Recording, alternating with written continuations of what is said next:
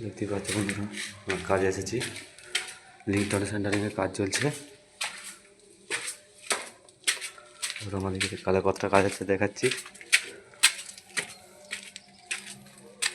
লিংটনের কাজ চলছে।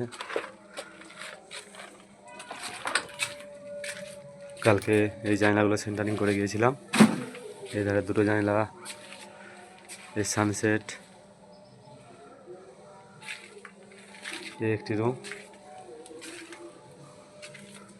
এই সামনে বারান্দার জানলাটার কালকে সেন্টারিং করেছি।